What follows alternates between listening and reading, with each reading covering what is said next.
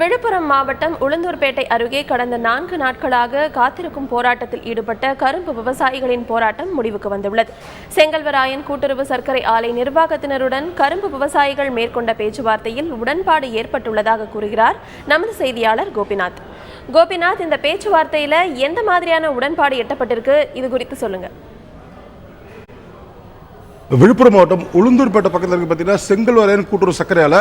இந்த சர்க்கரை ஆலையில் அதாவது கரும்பு விவசாயிகளுக்கு வழங்க வேண்டிய 12 கோடி ரூபாய் நிலுவைத் தொகையை தீபாவளிக்குள்ள வழங்கணும்னு சொல்லி கடந்த 4 நாட்களாக கரும்பு விவசாயிகள் மற்றும் விவசாயிகள் தொடர்ந்து இரவு பகலாக ஒரு காத்திருப்பு போராட்டத்தை நடத்தி வந்தாங்க.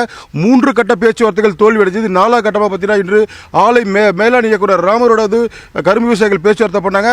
தற்சமயம் அந்த பேச்சுவார்த்தையில் உடன்பாடு ஏற்பட்டிருக்கு. இந்த நிமிஷம் முதல் இவங்க போராட்டத்தை கை விடுறாங்க. நம்மளிடையே பார்த்தீங்கன்னா கரும்பு விவசாய சங்கத்தோட மாநில அமைச்சர் ரவீந்திரன் இருக்காரு. அவர்கிட்ட இந்த உடன்பாடை பத்தி கேட்டு தெரிஞ்சுக்கலாம். அதை பத்தி சார் 4 நாள் இந்த போராட்டத்தில் ஈடுபட்டீங்க. இப்போ பேச்சுவார்த்தையில் உடன்பாடு எட்டப்பட்டிருக்குன்னு சொல்லியிருக்கீங்க. என்ன நீங்க கோரிக்கை வச்சீங்க? அதாவது உடன்பாட்டோட சாராம்சம் என்ன? 200 கிராமங்களில் 4 லட்சம் டன் கரும்பு சாகுபடி செய்து காத்திருக்கு. இந்த ஆண்டு ஆலை பழுது இருக்கிறதுனால அறவையை தொடங்க மாட்டோம்னு ஆலை நிர்வாகம் அறிவித்து விட்டாங்க. இந்த நிலையில் இந்த ஆலையிலேயே அறவையை தொடங்க வேண்டும், வெளியில் அனுப்புனா இழப்பு ஏற்படும்ங்கிற கோரிக்கையை பிரதானமாக முன்னுக்கு வைத்து ஆலையில் 15-16 பருவ கரும்பை அரைக்க வேண்டும், ஆலையை உடனே தொடங்க வேண்டும் என்று கேட்டோம். அதன் அடிப்படையில் காத்திருக்கும் போராட்டம்.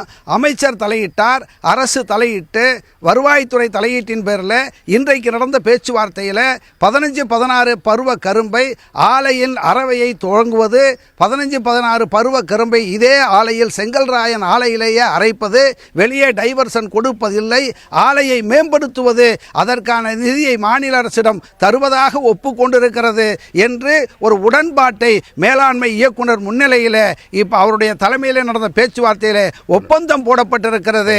மாநில 12 கோடி ரூபாய் பணம், நிலுவை பணத்தை இந்த நவம்பர் இறுதிக்குள்ளே கொடுப்பது என்ற வாக்குறுதியும் கொடுத்திருக்காங்க.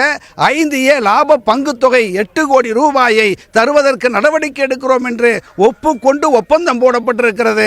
மாநில அரசுக்கு, வருவாய்த்துறைக்கும், மேலாண்மை இயக்குனருக்கும் ஒத்துழைத்த அனைவருக்கும் தமிழ்நாடு கரும்பு விவசாய சங்கத்தின் சார்பில் நன்றியை தெரிவித்துக் கொள்கிறோம். நன்றி, வணக்கம்.